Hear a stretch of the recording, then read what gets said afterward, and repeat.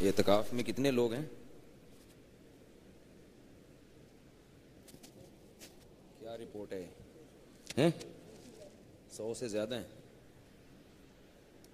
زیادہ تر اس محلے کے ہیں یا دوسرے محلے کے زیادہ ہیں؟ دوسرے محلے کے. یہاں کے لوگ تو ہم کو پہچانتے ہوں گے نا، اس لیے. اور دوسرے شہروں کے ایک تو یہ ہیں. اور کوئی دوسرے شہر سے کون آیا ہے؟ چلو ملاقات کریں گے پھر انشاءاللہ. الحمد للہ نحمده ونصلی علی رسولہ الکریم.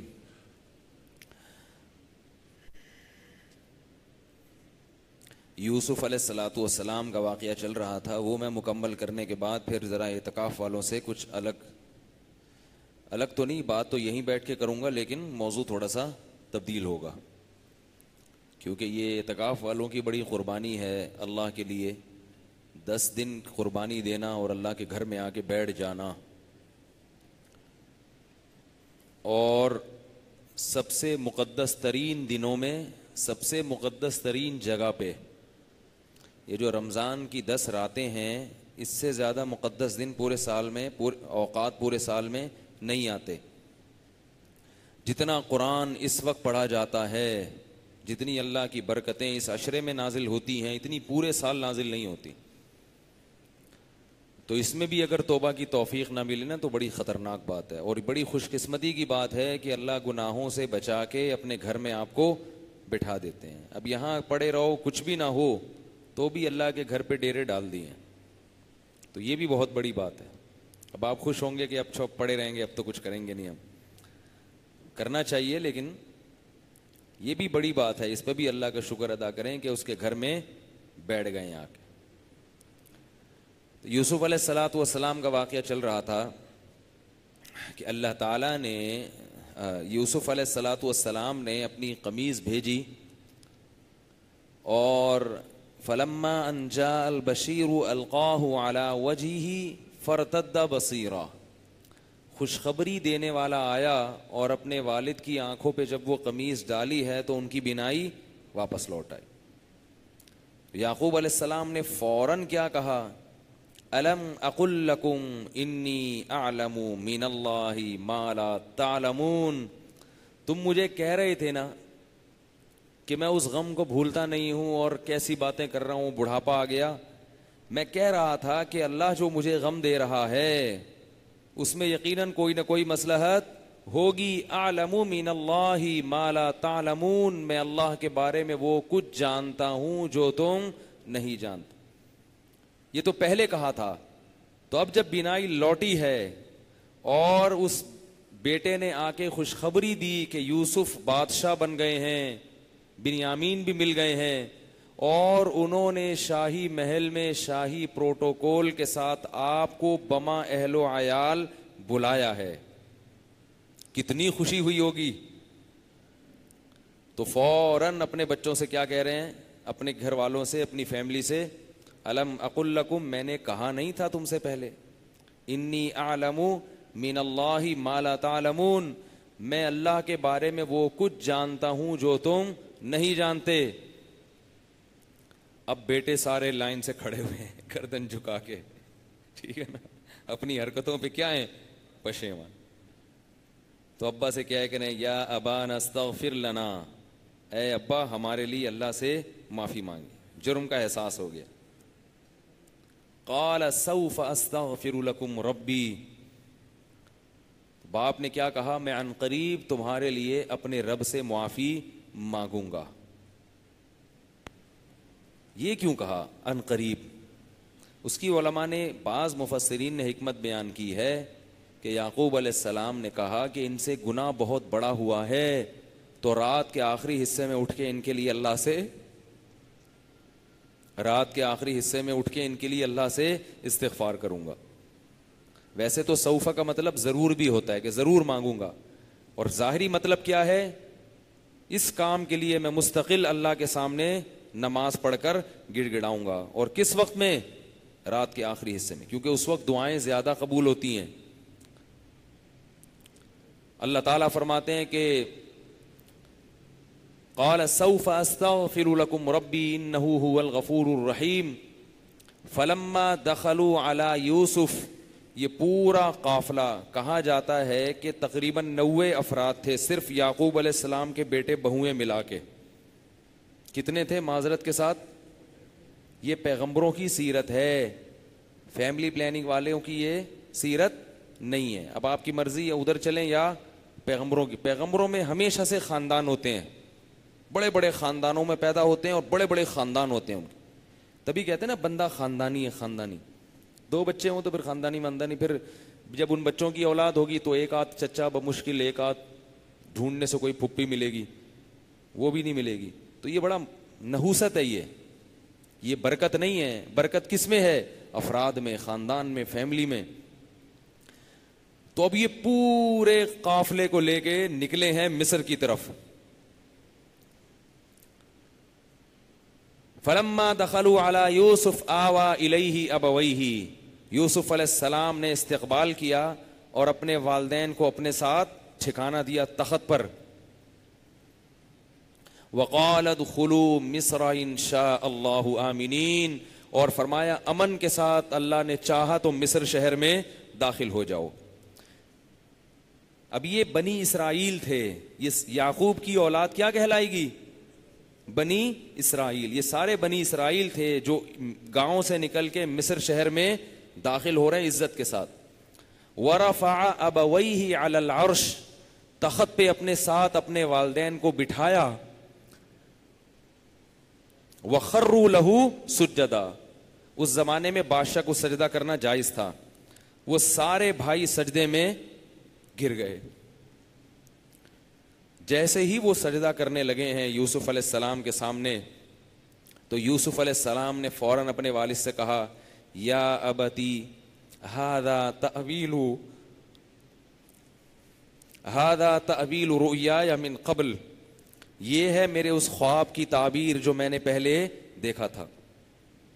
خواب آیا تھا نا, سورج اور چاند اور 11 ستارے سجدہ کر رہے ہیں, تو یہ ہے اس خواب کی تعبیر. وقد احسن وقد جعلہ ربی حقا, میرے رب نے اس خواب کو پورا کر دکھایا. آگے کیا فرمایا؟ وقد احسن بی اذ اخرجنی من السجن, میرے رب کا صرف ایک یہی احسان نہیں ہے میرے اوپر. اب دیکھو باپ اور بیٹے کی جب ملاقات ہوئی ہے, والدین کی اور بیٹے کی ملاقات ہوئی ہے, ہم اور آپ ہوتے تو داستان غم شروع کر دیتے, دکھڑے سنانا شروع کر دیتے کہ مجھے کنویں میں پھینک دیا تھا, وہاں سے نکالا, میں دم گھٹ رہا تھا کنویں کے اندر, پتہ نہیں کتنے ٹائم پڑا رہا, وہاں سے پھر مصر کے بازاروں میں غلاموں کی طرح فروخت ہوا. ابا میری اس حیثیت کو مت دیکھو, یہ تو ابھی ہوں, ماضی دیکھو سارا ٹینشن میں گزرا ہے. یہ بھی تو کہہ سکتے تھے نا, یہ بھی تو کہہ سکتے تھے, سارا ماضی ٹینشن میں, مجھ میں جیل بھیج دیا, مجھ پر جھوٹی تہمتیں لگی ہیں, تہمت میں بری ہو گیا, مگر بادشاہ نے پھر بھی کیا کر دیا؟ جیل بھیج دیا, اور کئی سالوں تک جیل میں پڑا رہا ہوں. سفارش کی, کسی کو خواب کی تعبیر بتائی, پوری ہوئی, اس نالائق نے بھی مجھے یاد نہیں رکھا, پھر جیل میں پڑا رہا ہوں. یہ تو اب جا کے آخری حصے میں اس وقت ہوا. نا نا نا نا نا, غم کا کوئی تذکرہ نہیں, اور اللہ کے جتنے احسانات تھے وہ سارے بیان کیے جا رہے ہیں. اس لیے یاد رکھو, دین کی زندگی اختیار کیے بغیر آپ کو سکون کے علاوہ سب کچھ مل سکتا ہے. کیونکہ بے دین آدمی جس کی اللہ پہ نظر نہیں ہے, جو اللہ کو نہیں مانتا, وہ ہر وقت وہ کامیاب لائف کے لیے نا وہ کہے گا مجھے کوئی پریشانی نہ پہنچے زندگی میں, اور دنیا میں ایسا کوئی شخص نہیں ہے جسے پریشانی نہ ہو. تو یوسف علیہ السلام خوش ہو رہے ہیں, فرما رہے ہیں وقد احسن بی, میرے رب نے ایک احسان تو یہ کیا کہ اس خواب کی تعبیر کو پورا کر دکھایا. وقد احسن بی اذ اخرجنی من السجن, اس وقت بھی احسان کیا تھا جب مجھے اس نے جیل سے نکلوایا تھا. حالانکہ ڈلوایا بھی تو اللہ ہی نہیں تھا, بلکہ اللہ نے تو خود کہا کہ ہم نے یوسف کی دعا قبول کی, عورتوں کے شر سے بچا کے ان کو جیل میں ڈال دیا. لیکن اس کی نسبت نہیں ہو رہی, کیونکہ جیل میں تو بہت سے لوگ جاتے ہیں, نکلتے وہ ہیں جن پر اللہ کا فضل ہوتا ہے. وَقَدْ أَحْسَنَ بِي إِذْ أَخْرَجَنِي مِنَ السِّجْنِ, اس وقت بھی احسان کیا جب اس نے مجھے جیل سے نکالا. وَجَاءَ بِكُم مِّنَ الْبَدْوِ, اور ابا آپ پر اور آپ کی اولاد پر بھی اور مجھ پر یہ بھی احسان کیا کہ میرے پورے خاندان کو گاؤں سے اٹھا کے شہر میں لے آیا. اچھے پہلوؤں کو دیکھا جا رہا ہے, آزمائش کے پہلوؤں پہ پردہ ڈالا جا رہا ہے, اس کا تذکرہ نہیں کیا جا رہا. آج ہم ذرا سے پریشان ہوتے ہیں تو اللہ کی ساری نعمتیں ایک طرف, یہ بھی نہیں ہے, یہ بھی نہیں ہے, میرے پاس یہ بھی نہیں ہے. بھائی تیرے پاس جو ہے وہ تو بتانا کم از کم. جو چیزیں نہیں ہوتی ان کا تذکرہ کرتے رہتے ہیں اور ناشکری کرتے رہتے ہیں.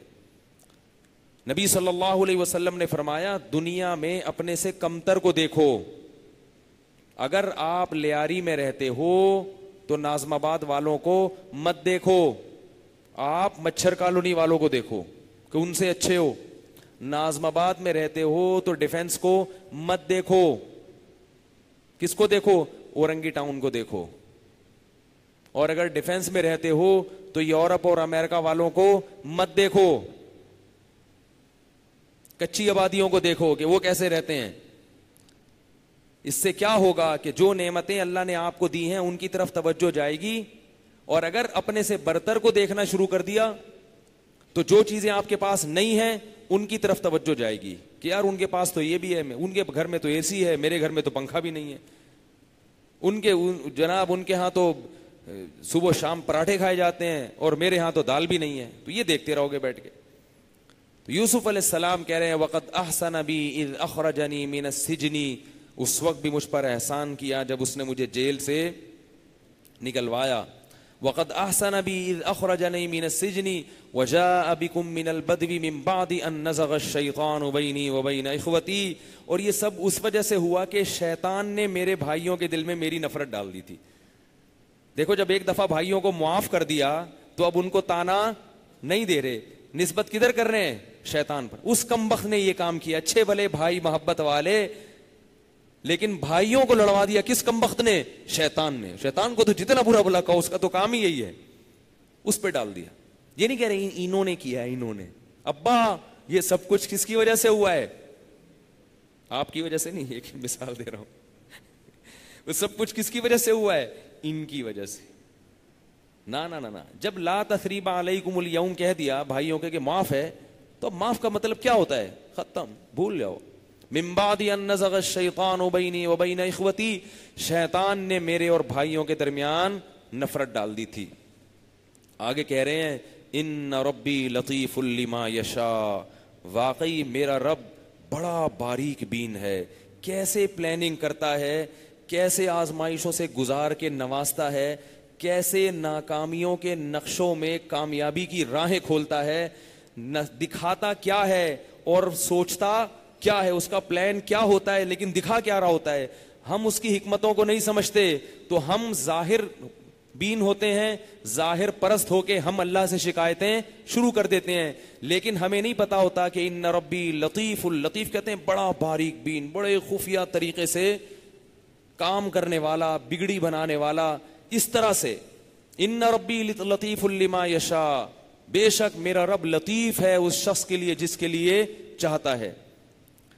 اب اللہ سے شکر میں دعائیں مانگ رہے ہیں تاکہ اس حکومت اور بادشاہت اور اس دولت اور اس عزت میں اللہ سے غافل نہ ہو جائیں, کیونکہ اگر آپ کوئی نیکی کریں اس نیکی کے عوض میں بھی جب اللہ نوازتا ہے تو جب اللہ نواز دیتا ہے تو پھر لوگ سب سے پہلے اللہ کو بھول جاتے ہیں, پھر بھول جاتے ہیں. بادشاہت مل گئی, سب کچھ مل گیا, اب کہاں اللہ بھائی.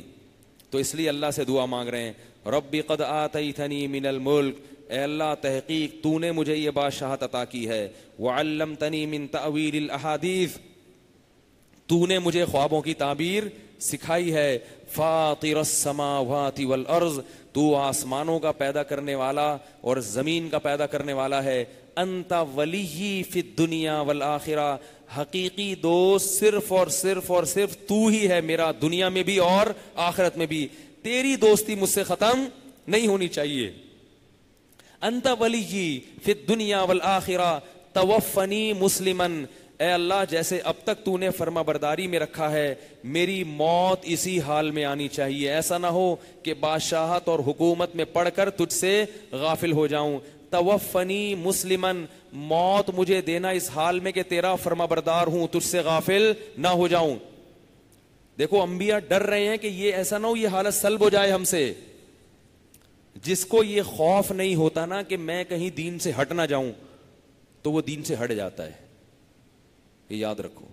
جب یہ ڈر ہوتا ہے نا کہ کہیں یہ نعمت مجھ سے چھن نہ جائے تو پھر یہ نعمت چھنتی نہیں ہے. اور جو بے فکر ہو کے بیٹھ جاتے ہیں کہ یار اللہ نے سیدھے راستے پہ چلا دیا بس اب تو ٹھیک ہے نا، اب کیا ضرورت، تو یہ اس کی علامت ہوتی ہے کہ ان کو اس نعمت کی قدر ہی نہیں ہے.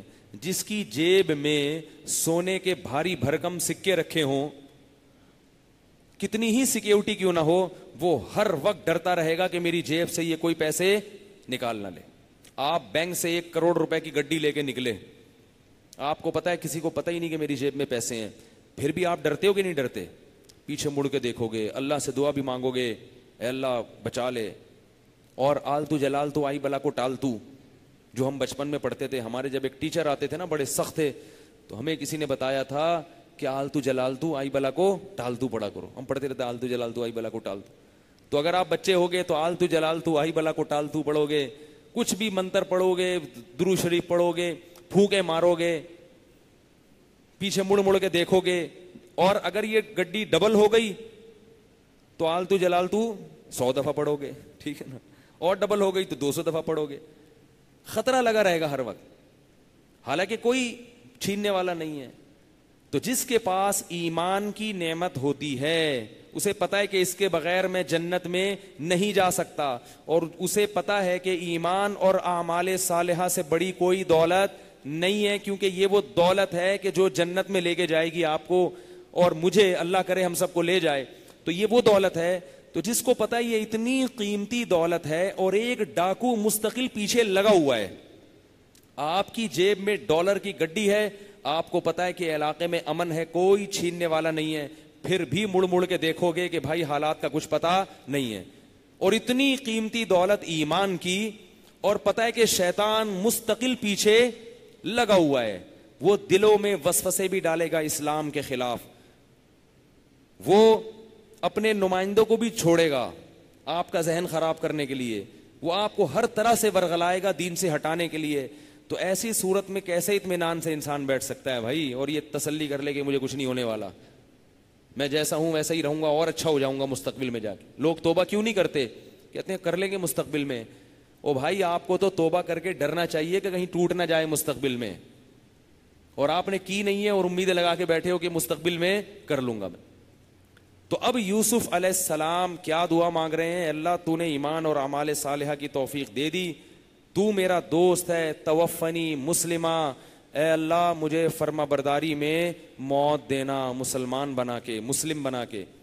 وَأَلْحِقْنِي بِالصَّالِحِينَ، اور نیک لوگوں میں مجھے لاحق کر دے.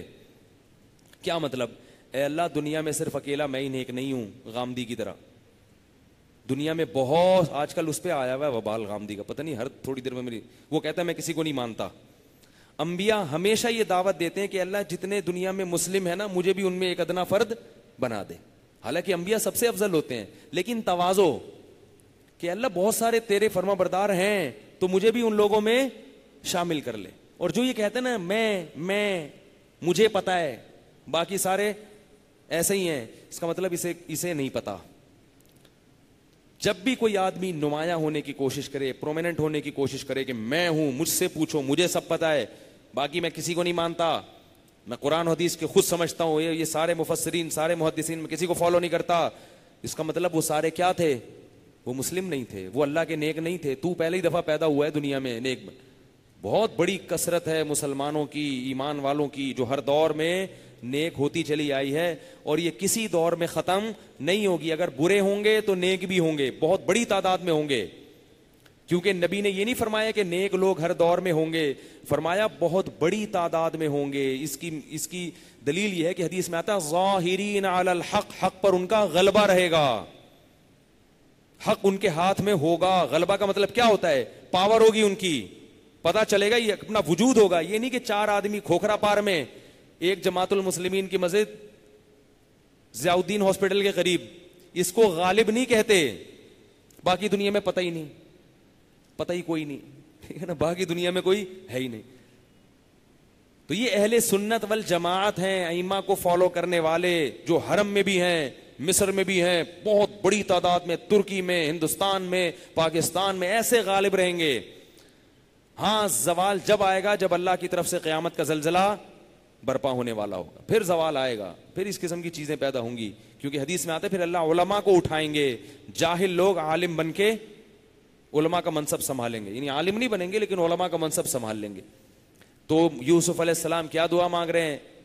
توفنی مسلما والحقنی بالصالحین, اے اللہ تو مجھے موت دینا اس حال میں کہ میں مسلم ہوں اور مجھے نیک لوگوں میں شامل کر لے. آگے اللہ فرماتے ہیں یوسف علیہ السلام کا پورا واقعہ نقل کرنے کے بعد, ذالک من انباء الغیب, اے محمد صلی اللہ علیہ وسلم یہ وہ غیب کی خبر ہے, نوحیہ الیک, جو ہم آپ کو بتا رہے ہیں. آپ تو لکھنا پڑھنا بھی نہیں جانتے, آپ تو کسی کتاب کے مؤلف نہیں ہیں, مصنف نہیں ہیں, کوئی کتاب آج تک آپ نے پڑھی نہیں ہے, کوئی تحریر آپ نے پڑھی نہیں ہے. وما تخطہ بیمینک, ایک لکیر آپ کے ہاتھ نے کبھی نہیں کھینچی. لیکن کیسا دلکش واقعہ, پورا الف سے لے کے یا تک واقعہ سنا دیا. فرمایا وما کنت لدیہم اذ اجمعوا امرہم وہم یمکرون, اے محمد اس وقت آپ ان کے پاس موجود نہیں تھے جب بھائیوں نے مل کے فیصلہ کیا تھا کہ یوسف کو کنویں میں ڈالیں گے, اور وہ یوسف کے خلاف مکر کر رہے تھے, کچھ بھی آپ کو معلوم نہیں تھا. وما كنت لديهم اذ اجمعوا امرهم وهم يمكرون وما اكثر الناس ولو حرصت بمؤمنين. اس واقعے کو سن کے ان سب کو آپ کی نبوت پر ایمان لانا چاہیے تھا, خاص طور پہ یہودیوں کو اور عیسائیوں کو, کیونکہ یہ واقعات ان کی کتابوں میں ہیں, آپ نے ان کی کتابیں نہیں پڑھی, اور عربوں کا یہود و نصارہ سے کوئی لنک بھی نہیں تھا ایسا علمی. لیکن فرمایا اس کے باوجود اکثر لوگ, اس وقت جو دنیا میں اکثریت ہے وہ آپ پر ایمان نہیں لائے گی, اگرچہ آپ کتنی ہی حرص کر لیں. تو اس کی وجہ یہ نہیں ہے کہ آپ کی دعوت میں کمزوری ہے. کیوں؟ فرمایا وَكَأَيٍّ مِّنْ آيَةٍ فِي السَّمَاوَاتِ وَالْأَرْضِ يَمُرُّونَ عَلَيْهَا وَهُمْ عَنْهَا مُعْرِضُونَ. ایک یوسف کا واقعہ نہیں ہے, یہ تو زمین اور آسمان کی سینکڑوں نشانیاں ہیں جنہیں یہ صبح و شام دیکھتے ہیں مگر پھر بھی اللہ پر ایمان نہیں رکھتے. آج بھی سینکڑوں نشانیاں نظر آتی ہیں ہمیں اللہ کی. تو یہ یوسف علیہ السلام کا واقعہ ہے, قرآن نے بیان کیا. پھر آگے اللہ نے اس آخری رکوع میں فرمایا ادعو الی سبیل ربک بالحکمت والموعظۃ الحسنہ, اے محمد صلی اللہ علیہ وسلم آپ لوگوں کو حکمت اور بصیرت کے ساتھ دعوت دیتے رہیے, حکمت اور بصیرت کے ساتھ دین کی طرف دعوت دیتے رہیے. اللہ خود جانتا ہے کہ کون سیدھے راستے پہ آنا چاہتا ہے اور کون گمراہی کے راستے پہ چلنا چاہتا ہے. تو یہ تو یوسف علیہ الصلاۃ والسلام کا واقعہ تھا. اس میں بہت سارے اسباق ہیں, میں نے بہت مختصر بیان کیا ہے, ورنہ اس میں ایک ایک واقعے میں ایک ایک جز میں کئی علمی نقطے نکلتے ہیں. لیکن اگر میں وہ بیان کرنے بیٹھوں گا تو ہماری ساری 10 راتیں اسی میں ہی گزریں گے. باقی انبیاء کے واقعات جو بہت اہم ہیں وہ رہ جائیں گے.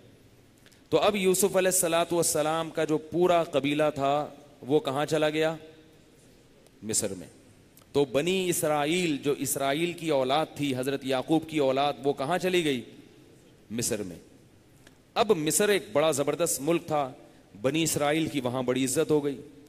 یہ مسلمان تھے, ان کی آبادی بڑی بہت تیزی کے ساتھ. سب یعقوب علیہ السلام کی اولاد میں تھے, یہ سب یعقوب علیہ السلام کی اولاد تھی. تو آبادی بڑی ان کی تیزی کے ساتھ, اور ان کے پاس حکومت بھی آ گئی تھی. آہستہ آہستہ وہی ہوا جو دوسری قوموں کے ساتھ ہوتا ہے. لیکن دوسری قوموں میں جو ظلم ہوتا تھا وہ شرک پھیلتا تھا, اس قوم میں شرک نہیں پھیلا, لیکن بدعمالیاں پھیلنا شروع. جیسے مسلمان قوم میں بہت سے لوگوں میں شرک نہیں ہے. فخلف من بعدہم خلف, اللہ فرماتے ہیں ایسے نالائق لوگ پیدا ہو گئے, کیا ہے, اتبعوا الشہوات, خواہشات کے پیچھے چلنے لگے. اضاعوا الصلاۃ، نمازیں ضائع کرنے لگے. سب سے پہلے جب دین میں کمزوری آتی ہے کسی قوم میں تو سب سے پہلے کمزوری کہاں سے شروع ہوتی ہے؟ نمازیں ضائع ہونا شروع. اور دین پر سب سے پہلے داخلہ بھی کہاں سے ہوتا ہے؟ بولو نا، نماز. جو بھی توبہ کر کے دین پر آنا چاہے سب سے پہلے کہاں سے داخل ہوگا؟ وہ نماز شروع کرے گا، کیونکہ سب سے اہم نماز. اور جب دین سے ہٹتا ہے تو سب سے پہلے کیا چیز جاتی ہے؟ نماز جاتی ہے. تو اب کیا ہوا؟ بنی اسرائیل آہستہ آہستہ آہستہ آہستہ نالائق بننا شروع. وہی خواہشات کے پیچھے چکر بازیاں، سود کھانا شروع کر دیا. اللہ نے کیا کیا؟ مصر میں پھر ایک بادشاہ ان پر مسلط کر دیا.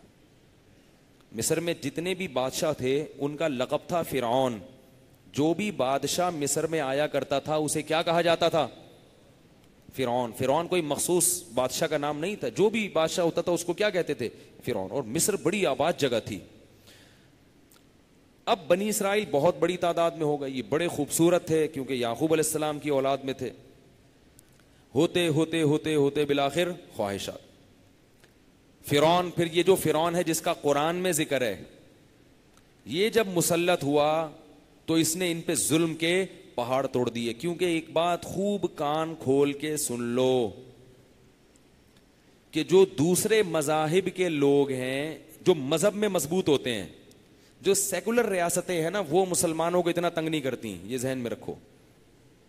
سیکولر ریاستیں چلا دیں گے، بھائی آپ ادھر چاہو ادھر جاؤ، یہ مسجد ہے، یہ مندر ہے، یہ چرچ ہے، جہاں مرضی جانا چاہو. لیکن جو مذہبی ریاستیں، جیسے اس وقت ہندوستان میں کون ہے؟ وہ جو ہے کیا نام ہے اس کا؟ مودی. وہ مذہبی ہے، مذہبی. تو جو مذہبی ریاستیں ہوتی ہیں نا، وہ پھر سب سے زیادہ پتہ ہے کس سے چڑھتی ہیں؟ وہ مسلمانوں سے چڑھتی ہیں. کیونکہ اگر ان کو کسی مذہب سے کوئی یعنی خوف، کیونکہ جو لوگ مذہب کو فالو کرنے والے ہیں وہ جب اسلام کا کمپیئر کرتے ہیں دوسرے مذاہب سے تو ان کو کون پسند آتا ہے؟ وہ کہتے ہیں یار اس کی تعلیمات بالکل فطرت کو اپیل کرتی ہیں، یہ صاف ستھرے ہوتے ہیں، ان کے لباس دیکھو. مذہبی رہنماؤں کا دیکھ لو نا، مسلمانوں کے جتنے خوبصورت مسلمانوں کے مولوی لوگ ہوتے ہیں نا، معذرت کے ساتھ، اتنے کسی اور مذہب کے نہیں ہوتے. آپ کہیں گے اتنی بڑی بڑی توندے ہوتی ہیں. بھائی جس قوم سے مولوی لوگ آتے ہیں نا، اس قوم کا سب سے خوبصورت یہی ہوتا ہے. آئی بات سمجھ میں؟ اس گاؤں میں جا کے دیکھ لیا کرو، جو نہیں ہے مولوی ان کی توندے ان سے بھی دگنی ہوں گی. بات آ رہی ہے سمجھ میں؟ تو وہ تو اب جیسے آپ کہیں ساؤتھ افریقہ سے کسی کو مولوی بنائیں، اب آپ کہیں یہ کہاں سے خوبصورت؟ تو کالا ہے. تو ابے بھائی اس کی قوم کو جا کے دیکھو، اس سے بھی زیادہ بلیک ہوگی وہ، ٹھیک ہے نا؟ اس کے پھر بھی تھوڑا سا چہرے پہ نور آ گیا ہے. اور دوسرے جو توندوں والے ہوتے ہیں نا، توند کی دو قسمیں، غلط قسم کی توند، ایک جائز توند. جائز توند وہ ہوتی ہے جو پیدائشی ہو، جو کھانے کی وجہ سے نہیں ہے. وہ تو قدرتی بھی ہوتی ہے بہت سے لوگوں کی، وہ تو ڈاکٹروں کی بھی ہوتی ہے، سائنسدانوں کی بھی ہوتی ہے، اور حکمرانوں کی بھی ہوتی ہے. وہ تو سب کی ہوتی ہے. فوج کی اس لیے نہیں ہوتی کہ اس میں توند والے کو بھرتی نہیں کیا جاتا، ورنہ سب کی ہوتی ہے. وہ جان کر نہیں ہوتی، وہ تو قدرت کی طرف سے ہے نا بھائی، پیدائشی ہے. اور ایک توند وہ ہوتی ہے جو کھانے کی وجہ سے، وہ اہل حق کی نہیں ہوتی. اگر اس میں آپ کو مولوی ملیں گے توندوں والے تو وہ باطل لوگ ملیں گے، اہل حق آپ کو نہیں ملیں گے. اہل حق میں اگر کوئی توند والا ہے تو وہ بیماری کی وجہ سے پیدائشی ہے. میں ایک عالم کو جانتا ہوں، اتنے موٹے ہیں کہ الامان والحفیظ، لیکن 24 گھنٹے میں صرف ایک بار کھانا کھاتے ہیں. وہ صرف ایک بار، اور بہت تھوڑا کھاتے ہیں. لیکن وہ قدرتی طور پر کیا ہیں؟ لوگ مجھے وہ مجھے کہہ رہے تھے کہ لوگ مجھے کہتے ہیں یار میں کھاتا بہت ہوں، میں مولوی ہوں کھاتا بہت ہوں. کہہ رہے یار میں کھاتا ہی نہیں ہوں، لیکن ہوتا ہے. تو اس لیے کوئی کسی کو موٹا دیکھ کے بدگمان ہونا جائز نہیں ہے. تو لیکن جو مسلمانوں کے مذہبی رہنما ہے نا، کیونکہ اسلام خوبصورت مذہب ہے تو اس کی ایک کشش آ جاتی ہے. پتہ ہے آپ کو پہلے زمانے میں کتنے غیر مسلم علماء کو دیکھ کے مسلمان ہو جاتے تھے.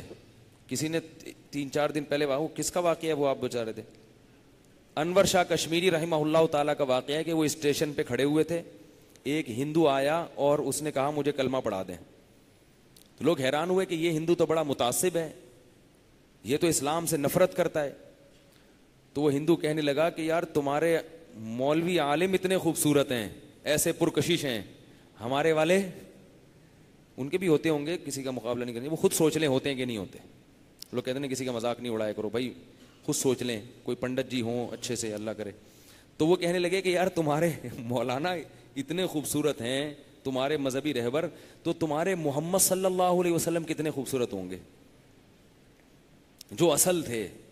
اور آپ صلی اللہ علیہ وسلم کا تو حسن و جمال حدیث کی کتابوں میں موجود ہے. اور یاد رکھو یوسف علیہ السلام کو اللہ نے حسن تو بہت زیادہ دیا، مگر جمال اللہ نے محمد صلی اللہ علیہ وسلم کو سب سے زیادہ دیا ہے. حسن میں اور جمال میں فرق ہے. جمال حسن سے اوپر کی چیز ہے، حسن جمال سے نیچے کی چیز. اب آپ کہیں گے کیا فرق ہے؟ اب وہ موضوع ہٹ رہا ہے لیکن اب بات چل پڑی ہے تو بتا دوں. جمال اور حسن میں فرق یہ ہوتا ہے کہ حسن کہتے ہیں کوئی پیاری چیز ہو، پہلی نظر میں ایک دم آپ اس کی طرف مائل ہو جائیں. جیسے بچے جو ہے نا، بچے حسین ہوتے ہیں، جمیل نہیں ہوتے. بچے کتنے پیارے لگتے ہیں، چھوٹے چھوٹے پیارے پیارے. جمال ان میں جب پیدا ہوتا ہے جب وہ جوان ہو جاتے ہیں.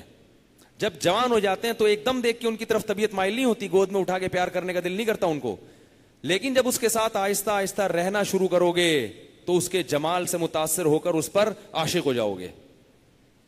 یہ ہوتا ہے جمال، یعنی ہر لحاظ سے اعضاء میں تناسب ہو، بولنے کا انداز، چلنے کا انداز، بات.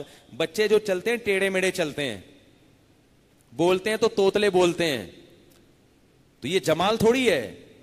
جب جوان ہوتے ہیں کیسا جوان آدمی کی چال میں وقار پیدا ہوتا ہے. پھر ہر ایک کی اپنی چال ہوتی ہے، بعض پھدک پھدک کے چلتے ہیں ٹھیک ہے، جمال نہیں ہوتا.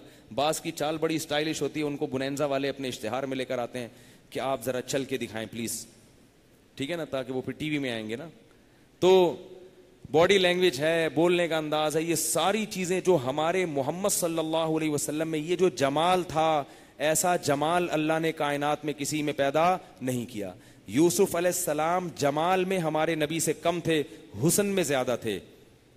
تبھی آپ دیکھیں کہ حضرت یوسف کو پہلی نظر میں عورتوں نے دیکھا تو ہاتھ کاٹ ڈالے کیونکہ حسن تھا.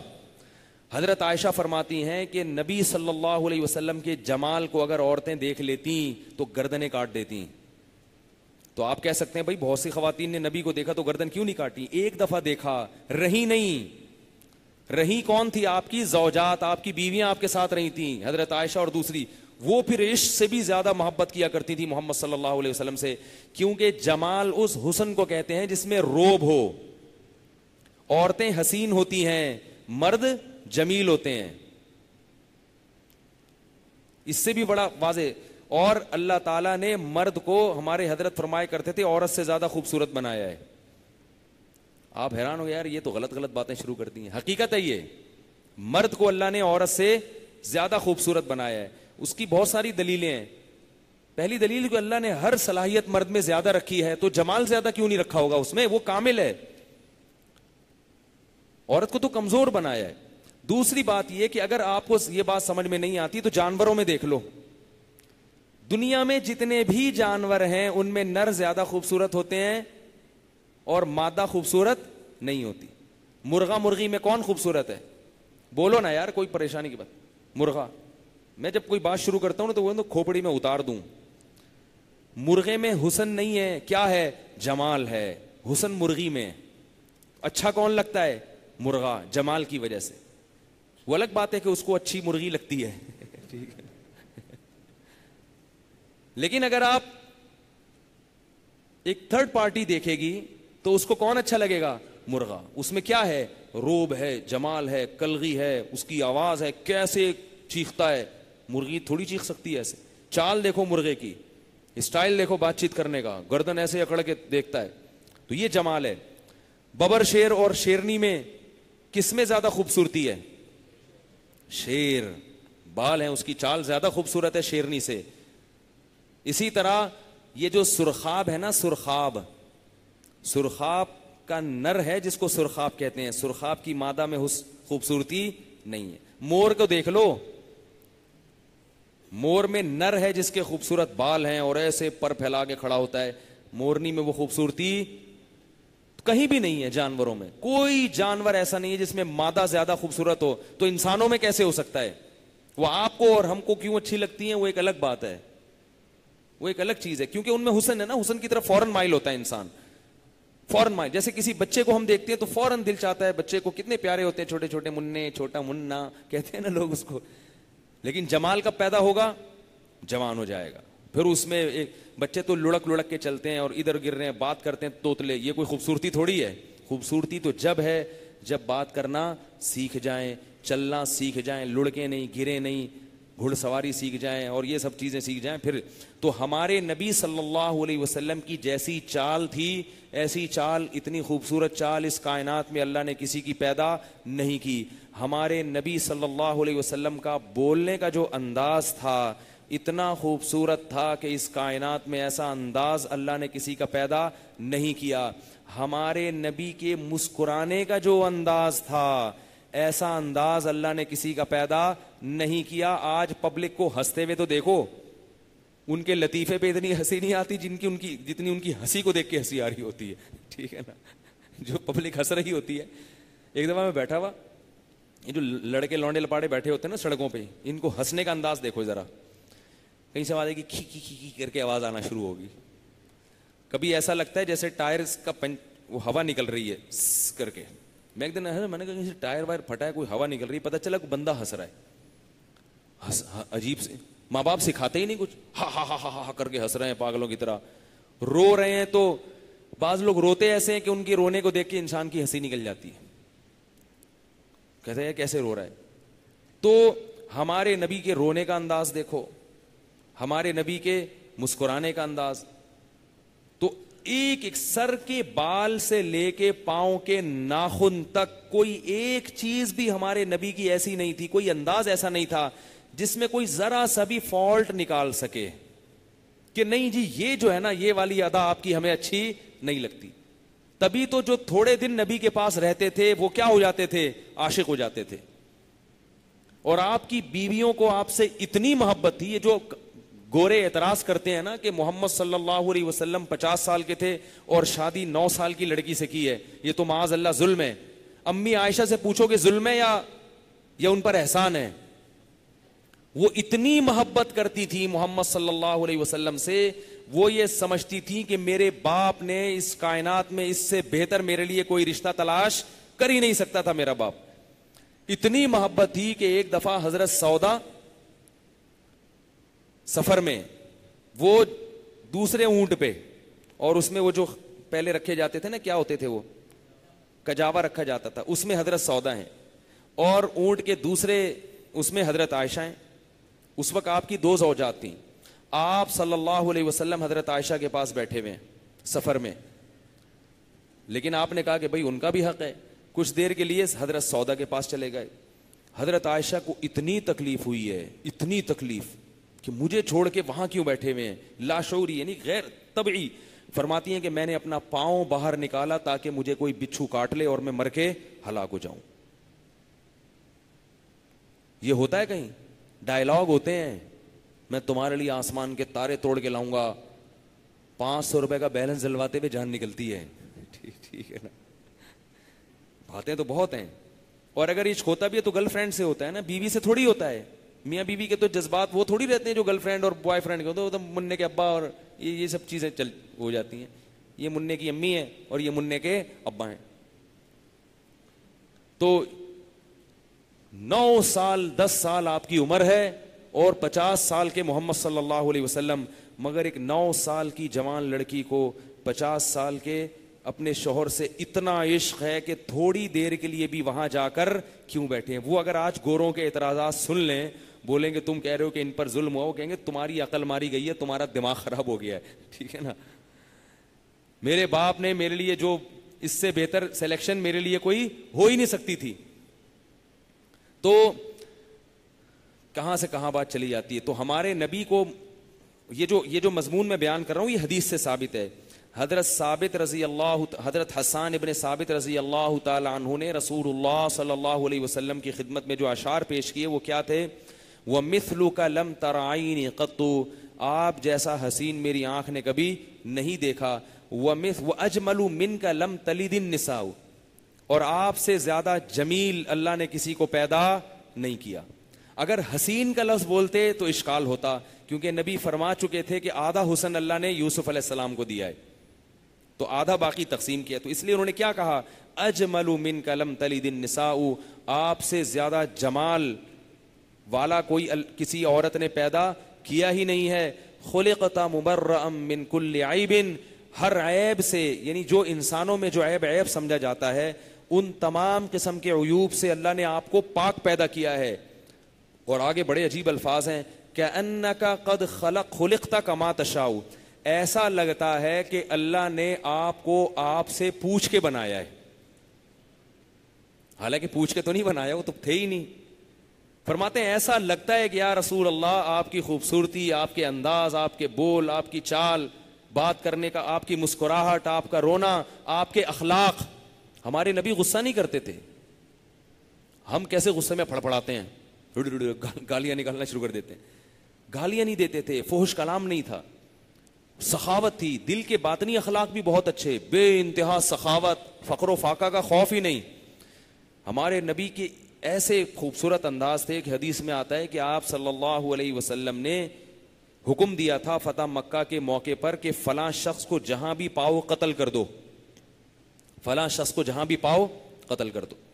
وہ شخص کہیں بھاگ بھوگ کے آگے آپ صلی اللہ علیہ وسلم کی خدمت میں بیٹھ گیا۔ اب آپ صلی اللہ علیہ وسلم کو صحابہ سے وہ بہت بڑا مجرم تھا، اس نے بڑے بڑے جرائم کیے تھے، اس کی معافی نہیں کی تھی آپ صلی اللہ علیہ وسلم نے، وہ آپ صلی اللہ علیہ وسلم کے سامنے آ کے بیٹھ گیا، پھر اس نے کلمہ پڑھا، اسلام قبول کیا، تو آپ نے صحابہ سے پوچھا کہ میں نے تمہیں کہا تھا کہ جہاں پاؤ ان کو قتل کر دو، تو جب یہ میرے سامنے آ کے بیٹھا تھا تم نے قتل کیوں نہیں کیا؟ بھئی میرا تو حکم یہ تھا نا کہ جہاں، کلمہ تو بعد میں پڑھا ہے نا اس نے۔ تو صحابی نے عرض کیا یا رسول اللہ جب آپ کے سامنے بیٹھا تھا آپ آنکھ سے اشارہ کر دیتے، آپ نے فرمایا ما کان لنبی ان تخون عینہ، نبی کی شان نہیں ہے کہ اس کی آنکھ خیانت کرے۔ کیسے عجیب اخلاق ہیں، کیوں؟ وہ میرے سامنے جب بیٹھا ہے میں اس کی طرف متوجہ ہوں، وہ یہ سمجھے گا کہ میں اس کو قتل نہیں کر رہا، اور میں بات اس سے کروں اور اشارے آنکھوں سے تمہیں کروں کہ اس کو مار دو۔ آج یہ ہوتا ہے کہ نہیں ہوتا؟ سامنے کچھ ہے، پیٹھ پیچھے کچھ ہے۔ کیسے خوبصورت اخلاق ایک یتیم کے، جو نہ کسی یونیورسٹی میں پڑھا، نہ کسی مدرسے میں اس نے علم حاصل کیا، لکھنا پڑھنا نہیں جانتے تھے، مگر اتنے بڑے دشمن کو جس کو قتل کرنا چاہتے ہیں، صحابہ سے امید رکھ رہے ہیں میرے اشارے کے بغیر قتل کرو، اور صحابہ کہہ رہے ہیں بھائی اشارہ کیوں نہیں کر رہے؟ فرمایا یہ کیسے ہو سکتا ہے، میرے سامنے بیٹھا اور میں دوسری طرف آنکھ سے اشارہ کر رہا ہوں۔ تو یہ اخلاق تھے۔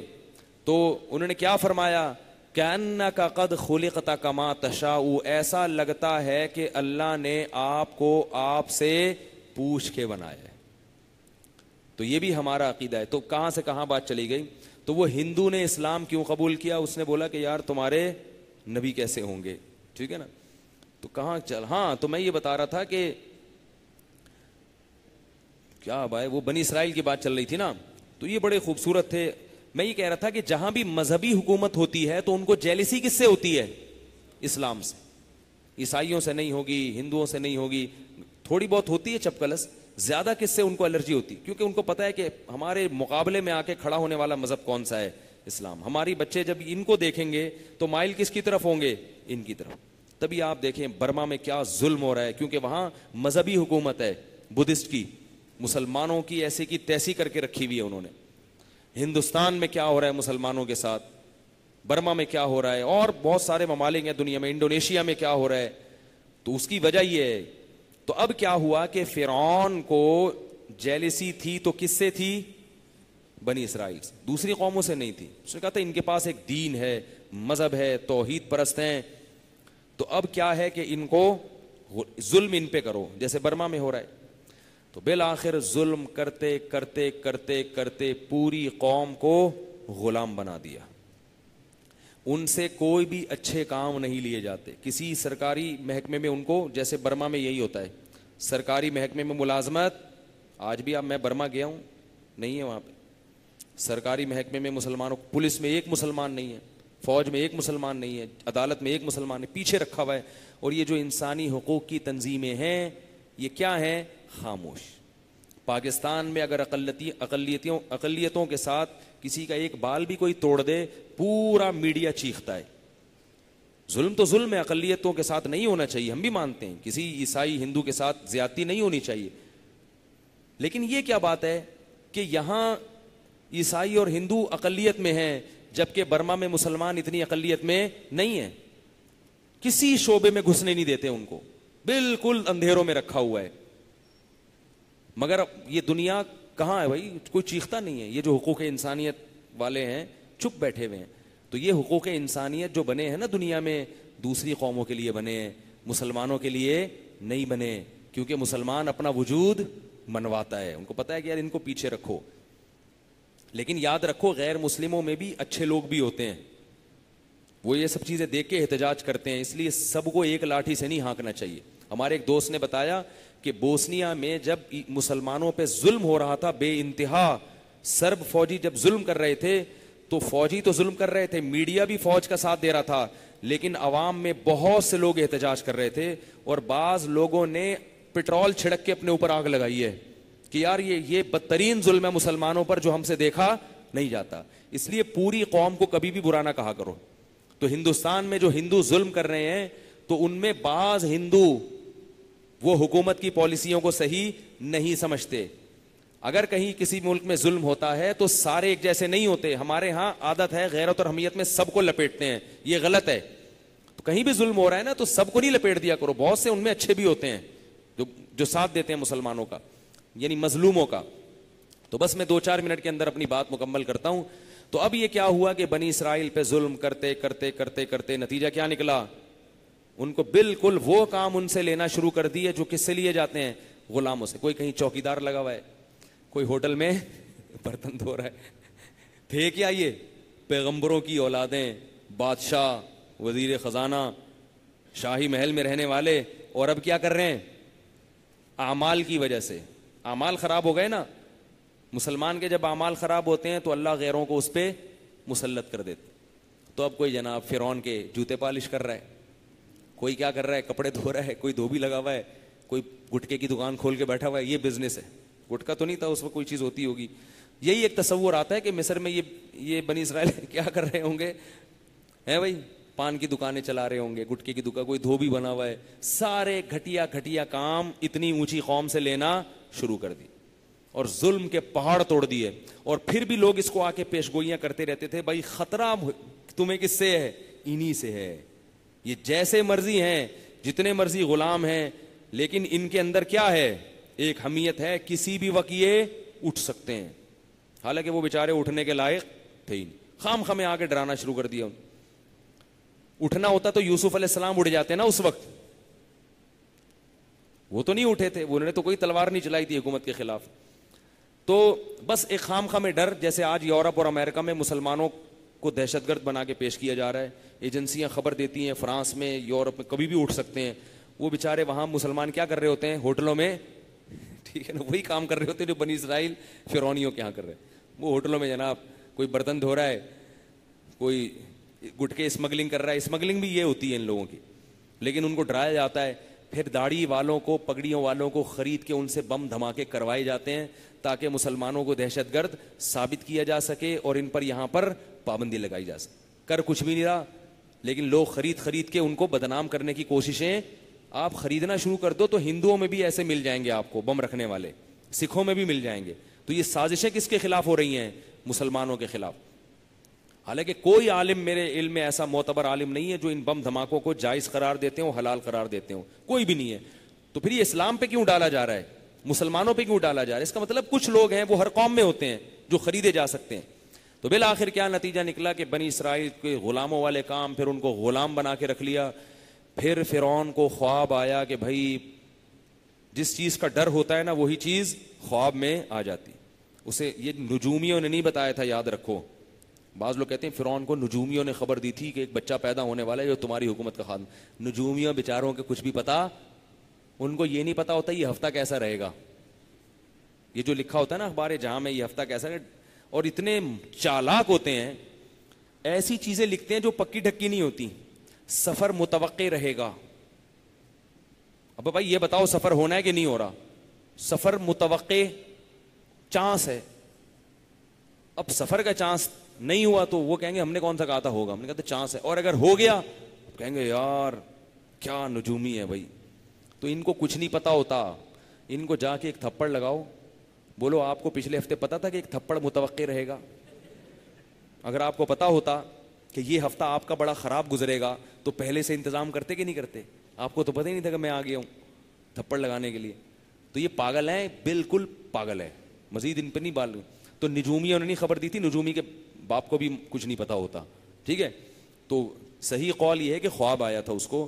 خواب کافر کا بھی بعض اب سچا نکلتا ہے کہ بھائی تمہاری سلطنت میں ایک شخص پیدا ہونے والا ہے بنی اسرائیل میں, غلام قوم میں, جو تمہاری حکومت کا خاتمہ. اور اتنی طاقتور حکومت تھی فرعون کی, قرآن کہہ رہا ہے وہ فرعون ذی الاوتاد, اس کی سلطنت کے کھوٹے زمین میں گڑ گئے تھے.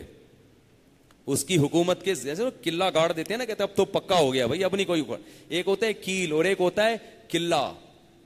تبھی جو چور ہے نا قربانی کا جانور جب چوری کرتا ہے رات کو تو گائے لے جاتا ہے, قلعہ وہیں چھوڑ دیتا, کھونٹا وہیں چھوڑ دیتا. آپ دیکھتے ہیں کھونٹا ہے گائے نہیں ہے, تو ایک اشکال ہوتا ہے کہ بھائی کھونٹا کیوں نہیں لے گا؟ بھائی کھونٹا نکل نہیں رہا اس سے, ٹھیک ہے نا, کھونٹا نکل نہیں رہا. تو فرعون کی سلطنت کے کھونٹے زمین میں گڑ گئے تھے, اتنا طاقتور. اور بنی اسرائیل انتہائی کمزور, اعمال کے لحاظ سے بھی کمزور, مینٹل اپروچ بھی بہت نیچے. یا تو ہوتا ہے نا کوئی مینٹل اپروچ بہت اونچی ہوتی ہے, کیونکہ وہ جھاڑو پوچھا لگا لگا کے نا غریبوں والے کام کر کر کے, غریبوں والے نہیں غلاموں والے, غریب والے کام تو برے نہیں ہوتے, غلاموں والے کام, غلاموں والے کام کر کر کے ان کی ذہنیت بھی کیا ہو گئی تھی؟ پست ہو گئی تھی. وہ بھول گئے ہم کس کی اولادوں میں کیا ہیں. تو پھر اس کو خواب آیا کہ اسی قوم میں ایک بچہ پیدا ہونے والا ہے جو تمہاری حکومت کا خاتمہ کرے گا. تو پھر یعقوب اور یوسف علیہ السلام کے بعد جو پیغمبر اس قوم میں آئے جن کا قرآن میں تذکرہ ملتا ہے وہ کون سے تھے؟ موسیٰ علیہ السلام. تو یہ ترتیب یاد رہے گی کہ نہیں رہے گی؟ تو مصر میں موسیٰ علیہ السلام کہاں سے آ گئے؟ یہ سمجھ میں آیا؟ یہ ابراہیم علیہ السلام کی اولاد میں ہے حضرت موسیٰ علیہ السلام. تو یہ ایسے پھر موسیٰ علیہ السلام پیدا ہوئے. ان کا واقعہ انشاءاللہ کل بیان کریں گے. اللہ تعالیٰ سمجھنے کی, عمل کرنے کی توفیق عطا فرمائے. ان واقعات سے عبرت حاصل کرو. ابھی جو اعتکاف میں آپ لوگ آ کے بیٹھے ہیں, اللہ کی بہت بڑی نعمت ہے. راتوں کو اٹھ کے اللہ سے دیکھو, اتنا کام اگر اعتکاف میں کر لیا نا, رات کو اٹھ کے اللہ سے دعا مانگنے کی عادت ڈال لو. پورا سال 8 رکعتیں تہجد پڑھیں, اچھا ہے, نہیں پڑھی جاتی کم از کم 2 رکعت پڑھ کے دعا مانگنے کا اپنے آپ کو عادی بنا لو. جس کو رات کے آخری حصے میں دعا مانگنے کی عادت پڑ گئی وہ انشاءاللہ کبھی نہ کبھی لائن پہ آ جائے گا. تو یہ کوشش کریں گے کہ نہیں کریں گے؟ اور ہو سکتا ہے آج لیلۃ القدر ہو, تو لیلۃ القدر اگر آج ہے تو اللہ کا کتنا بڑا فضل کہ اللہ نے ہمیں لیلۃ القدر کی تراویح دے دی. یہ بھی تو قیام اللیل ہے نا لیلۃ القدر. تو آپ جو ہے تھوڑا سا اپنے اوقات کو قیمتی بنائیں. اور جو لوگ یہاں آئے ہیں اور ان کو بوریت محسوس ہو رہی ہے, بعض دفعہ ایسا ہوتا ہے کہ وہ آتے ہیں جب آ کے بیٹھے کہہ رہے ہیں یار ابے یار پھنس گیا میں, اس وقت تو نہیں اندازہ ہوتا نا, جب آئے اور ایسا ہوتا ہے, ہر سال ہوتا ہے. 2-3 سال پہلے ایک نوجوان آیا, آ کے بیٹھا, پہلے میرے پاس آیا. اچھا وہ نوجوان کون ہے؟ وہ تو یہیں بیٹھا ہوا ہے, نہیں بتاؤں گا نہیں میں اس کو. وہ آیا میرے پاس, کہنے لگا کہ یار وہ نا میرا دل نہیں لگ رہا ہے یار, مجھے امی یاد آ رہی ہیں, مجھے ابو یاد آ رہے ہیں, مجھے بھائی یاد آ رہا ہے مجھے. میں نے کہا اعتکاف توڑنا تو جائز نہیں ہے. نہیں یار ایسا بالکل لگ رہا تھا بھی رو دے گا گل. 1-2 دن اس نے صبر کیا, پھر پتلی گلی سے نکل گیا, ٹھیک ہے نا. تو خیر بیچارہ, میں نے کہا قضا کر لو بعد میں, غلط کیا آپ نے. تو آپ لوگوں میں بھی بہت سے ایسے ہوں گے, کیا خیال ہے؟ تو اس لیے اللہ کے بندو اگر دل نہیں لگ رہا, یہ سوچ کے صبر کرو کہ یہ قربانی کس کے لیے دے رہے ہیں؟ اللہ کے لیے دے رہے ہیں. دل نہیں لگے بس بانڈ کر دو اپنے آپ کو مسجد میں, تو بس یہی اللہ کو یہی ادا پسند آئے گی. اور جتنا فالتو بیٹھیں گے دل اتنا گھبرائے گا, اور جتنا عبادت میں, دعا میں, تلاوت میں وقت لگائیں گے ٹائم اچھا بولو نا بھائی گزر جائے. فالتو بیٹھے رہیں گے نا تو یہ سوچتے ہیں ہائے اماں یاد آ رہی ہے, ابا یاد آ رہے ہیں. ویسے ابا گھر میں کبھی یاد نہیں آتے, لیکن جیسے یہاں آئیں گے کون یا ابا اماں کی قدر بھی جبھی ہوتی ہے. تو آپ کو اماں اللہ کسی چھوڑو کہاں سے کہاں بات نکل جائے گی یار. تو ابا اماں کی قدر بھی جبھی ہوتی ہے, سمجھ رہے ہو نا. تو اس لیے یہ بھی ایک اللہ کی نعمت ہے کہ یہاں آ کے گھر والوں کی قدر محسوس ہونا شروع. بعض لوگوں کو ابھی محسوس نہیں ہوئی, کل شروع ہو جائے گی محسوس ہونا. بعض کو پرسوں شروع ہوگی محسوس ہونا.